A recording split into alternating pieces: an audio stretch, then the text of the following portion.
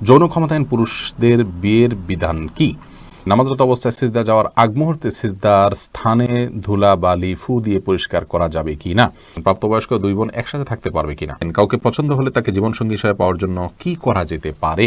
কোনো ঘরে প্রাণীর ছবি থাকলে নামাজ হয় না, বিকল্প ব্যবস্থা না থাকলে কি করব? স্বামী স্ত্রী একই বাসায় আলাদা কতদিন থাকতে পারবে? অমুসলিমের হাতে রান্না করা খাবার খাওয়া যাবে কি না? মসজিদে না গিয়ে নিয়মিত নিজের ওয়াইফের সাথে ঘরে জামাতে নামাজ আদায় করা কি সঠিক হবে?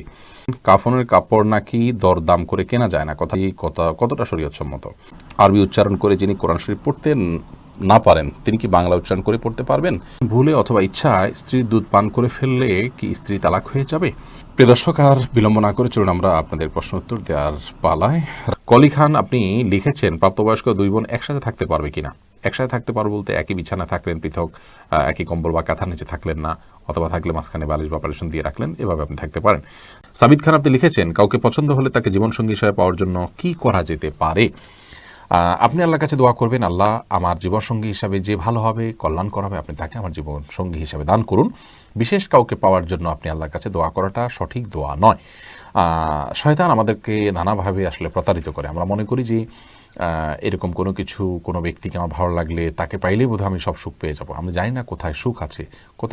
কত মানুষকে অবৈধ প্রেমের মাধ্যমে ভালোবাসেন, তাকে বিয়ে করেন ভালো মনে করে, অথচ দেখেন সারা জীবন অশান্তি।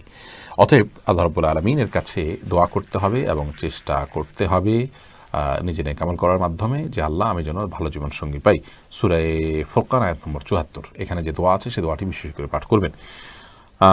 আর নিজে কাউকে যদি মনে করেন যে সব দিক থেকে তিনি ভালো, আসলে দিনদারিতার দিক থেকেও তিনি ভালো, এরকম মানুষ পাওয়া যায় না, এবং সেক্ষেত্রে আপনি ইস্তেখারা করতে পারেন আল্লাহর কাছে। 2 রাকাত নামাজ পড়ে ইস্তেখারার দোয়া পড়বেন। ইস্তেখারা নামাজের নিয়ম লিখে দিলে আমাদের একটা ভিডিও আছে, সার্চ করলে পাবেন। ইস্তেখারার নিয়ম আপনি জেনে ইস্তেখারা সালাত আদায় করবেন এবং আল্লাহর কাছে কল্যাণ প্রার্থনা করুন, বা সেটাই আপনার করণীয়। এর বেশি আপনার কোনো কিছু করণীয় নয়। দুনিয়ার কোনো কিছু নিজে ভালো মনে করে সেটাকে পাওয়ার জন্য খুব বেশি লালায়িত হয়ে যাওয়া, বিশেষ করে এই জাতীয় ইস্যুতে, এটা আমাদের জন্য রিস্কি। সুমাইয়া আক্তার সুমা, আপনি লিখেছেন কোনো ঘরে প্রাণীর ছবি থাকলে নামাজ হয় না, বিকল্প ব্যবস্থা না থাকলে কি করব? যদি বিকল্প ব্যবস্থা না থাকে তাহলে সেক্ষেত্রে প্রাণীর ছবিকে ডেকে নামাজ পড়বেন। আর নামাজ হয় না বিষয়টা সেরকম না, ওই জায়গায় নামাজ পড়লে মাকরুহ হবে। বিশেষ করে যদি আপনার সলাতে সিজদার জায়গায় থাকে, সামনে থাকে, তাহলে সেক্ষেত্রে সেটা তো দৃশ্যত তাকে সিজদা করছেন এরকম আপনার মনেও আসতে পারে, বা দেখলে সেরকম দেখা যেতে পারে। এই জন্য একটু সরিয়ে নেবেন বা উপর করে রাখবেন। এভাবে বিভিন্নভাবে আপনি চেষ্টা করবেন। তাতেও যদি কোনো এরকমও যদি কোনো উপায় না থাকে, তাহলে আপনি ওখানে সালাত আদায় করে নামাজ হবে না বিষয়টা সেরকম না, মাকরুহ হবে, অপছন্দনীয় হবে। শারমিন লিজা, আপনি লিখেছেন স্বামী স্ত্রী একই বাসায় আলাদা কতদিন থাকতে পারবে? এটা একান্ত তাদের বিষয়। শরীয়ত এখানে কোনো দিনক্ষণ ঠিক করে দেয়নি যে স্বামী স্ত্রী একই বাসায় থাকলে এর বেশি দিন তারা আলাদা থাকতে পারবে না। তবে তাদের আলাদা থাকাটা এটা প্রশংসনীয় নয়। স্বামী স্ত্রীর মধ্যে যত বেশি ভালোবাসা থাকবে, মিল মোহাব্বত থাকবে, আল্লাহ রাব্বুল আলামিন তাদের প্রতি তত বেশি সন্তুষ্ট হবেন। স্বামী স্ত্রীর মধ্যে বিচ্ছেদ, দূরত্ব, এটা আল্লাহর সবচেয়ে অপছন্দনীয় কাজ, শয়তানের সবচেয়ে পছন্দনীয় কাজ। এজন্য একই বেশে তারা পৃথক কেন থাকবে? হ্যাঁ, যদি তাদের যৌক্তিক কারণে থাকে, যেমন বাচ্চা আছে, মা দেখেন, বাবা হয়তো যদি তাদের সাথে থাকেন, তার ঘুম হয় না, সকাল তাকে ডিউটি যেতে হয়, বা অন্য যৌক্তিক কারণ থাকে, ধরুন একজনের অসুস্থ হয়েছেন, তা অনেক কারণ থাকতে পারে, যে কারণগুলোর ভিত্তিতে তারা পৃথক থাকতে পারেন। সেক্ষেত্রে তারা যতদিন প্রয়োজন মনে করেন থাকতে পারেন। কিন্তু যদি মনোমালিন্য করে এটি করেন এবং সেটা দিনকে দিন করতে থাকেন, তাদের বৈবাহিক সম্পর্ক এই কারণে বিচ্ছিন্ন হবে না যতদিনই তারা পৃথক থাকুক না কেন। কিন্তু এই বিষয়টি দোষণীয় এবং তাদের তাকওয়াকে ত্রুটিপূর্ণ করবে। যে কোনো এক পক্ষ স্যাক্রিফাইস করে তাদের মধ্যে মনোমালিন্য দূর করে নিতে হবে, সেটাই হলো ইসলামের নির্দেশনা। এরপর এমডি মাহমুদ হাসান, আপনি লিখেছেন নামাজরত অবস্থায় সিজদা যাওয়ার আগ মুহূর্তে সিজদার স্থানে ধুলা বালি ফু দিয়ে পরিষ্কার করা যাবে কি না? একান্ত প্রয়োজন না হলে এটি করবেন না, এবং এটি করতে গিয়ে অনেক সময় আমলে কাসির হয়ে যায়, অর্থাৎ আপনি এত বেশি ফু দিচ্ছেন। অনেককে দেখা যায় যে সিজদা যেতে গিয়ে এত বেশি ফুটা দিচ্ছেন আশেপাশে, তিনি আমলে কাসির করে ফেলছেন, অর্থাৎ তাকে একজন দর্শক দেখে নামাজে আসেন নাকি এমনিতে তিনি জায়গা পরিষ্কার করছেন, এটা নিয়ে সন্দেহের মধ্যে পড়ে যায়। এত বেশি যদি তার নামাজের অবস্থা থেকে, হাইয়াত থেকে তিনি সরে যান, তাহলে সেক্ষেত্রে তার নামাজ কিন্তু বিশুদ্ধ হবে না এবং নামাজ নষ্ট হয়ে যাবে। আর যদি এত বেশি তিনি নড়াচড়া না করেন, বরং খুব আলতোভাবে ফু দিয়ে জায়গা পরিবর্তন করেন, পরিষ্কার করেন, তাহলে সেটা জায়েজ হবে।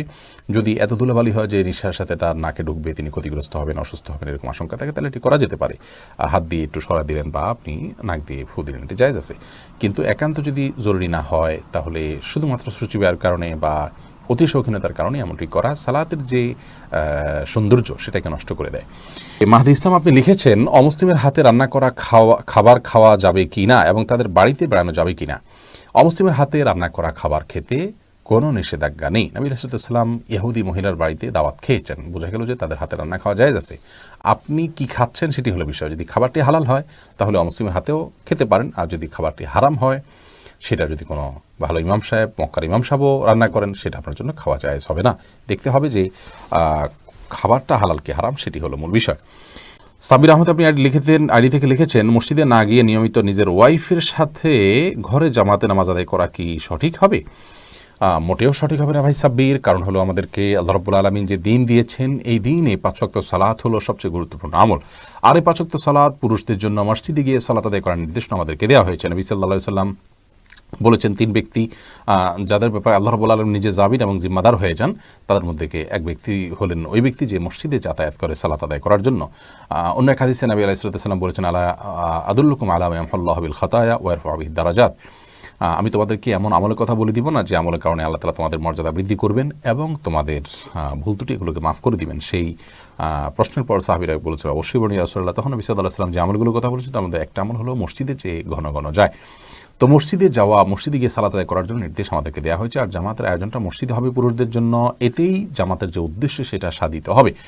বাসায় আপনি যদি আপনার স্ত্রীকে নিয়ে জামাত নিয়মিত করেন, অথচ আপনার হাতের নাগালে আশেপাশে মসজিদ থাকে, তাহলে আপনার এই কাজটি উচিত হবে না, সঠিক হবে না। জামাতের সাথে সালাত আদায়ের যে নির্দেশ, সেই নির্দেশটা পালন হবে না। হ্যাঁ, আপনি জামাত আদায়ের সওয়াবটা পেলেন শুধুমাত্র।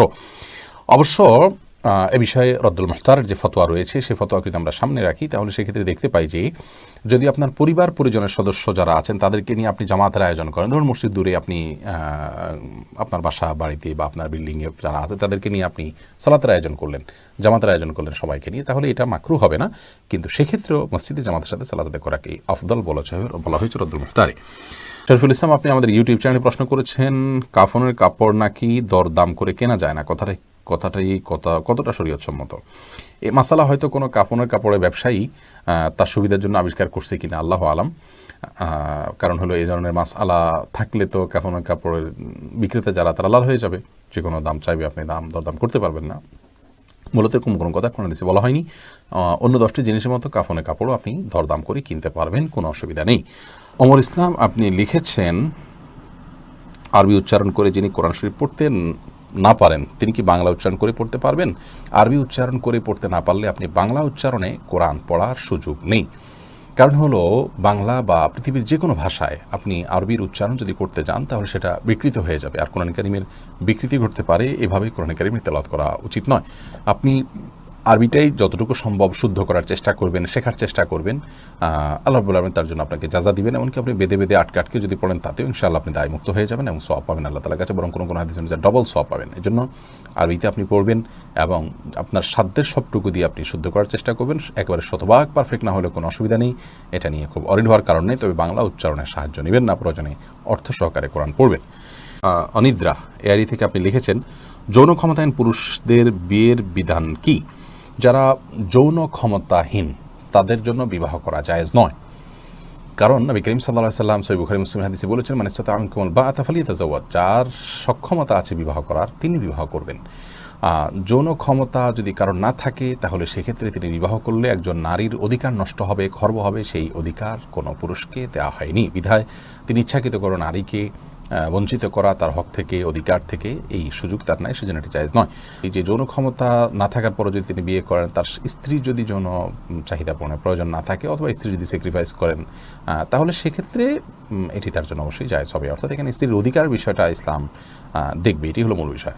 আরমান হুসাইন আপনি ইউটিউব চ্যানেল থেকে প্রশ্ন করেছেন, ভুলে অথবা ইচ্ছায় স্ত্রীর দুধ পান করে ফেললে কি স্ত্রী তালাক হয়ে যাবে? দেখুন, ভুলে বা ইচ্ছাকৃতভাবে যদি কোনো স্বামী তার স্ত্রীর দুধ পান করে ফেলে, তাহলে তার কারণে তাদের বৈবাহিক সম্পর্ক নষ্ট হবে না। এটি বিশুদ্ধতর মত এবং এটি জমহুর উলামা ইকরামের মত। কেউ এর ব্যতিক্রম বলেছেন, কিন্তু সেটি আসলে গ্রহণযোগ্য নয়। অতএব স্বামী যদি স্ত্রীর স্তনে মুখ দিয়ে দুধ পান করে ফেলেন ভুলে, তাহলে তার কারণে সম্পর্ক, তাদের স্বামী স্ত্রীর সম্পর্ক নষ্ট হবে না। নবী করিম সাল্লাল্লাহু আলাইহি ওয়াসাল্লাম বলেছেন, ফাইন্নামার রাদাআতু মিনাল মাজাআহ। অন্য হাদিসে আসছে, লা রাদাআ ইল্লা লা রাদাআ ইল্লা ফি সানাতাইন আও কামা ক্বালা আলাইহিস সালাতু ওয়াস সালাম। 2 বছরের বাইরে গেলে যদি দুধ পান করানো হয়, সে দুধ পান করানোর ভিত্তিতে হারাম হওয়ার সম্পর্ক সাব্যস্ত হবে না। এবং এ বিষয়ে দুরুল মুখতারের মধ্যেও স্পষ্ট ফতোয়া রয়েছে। এবং প্রয়োজন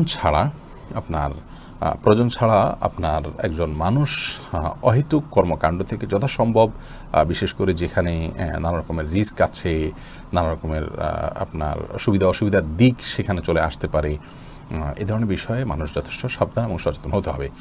স্ত্রীর দুধ যদি অনিচ্ছাকৃতভাবে কারোর মুখে চলে যায় এবং সে পান করে ফেলে, তাহলে সেটা মানে ইচ্ছাকৃত যদি কেউ করে, তাহলে সেটা নাজায়েজ হবে, গুনাহের কথা হবে। যদিও কোনো কোনো জায়েজ বলেছেন, কিন্তু নাজায়েজ এবং গুনাহ হবে, এই মতটি অধিকতর শক্তিশালী।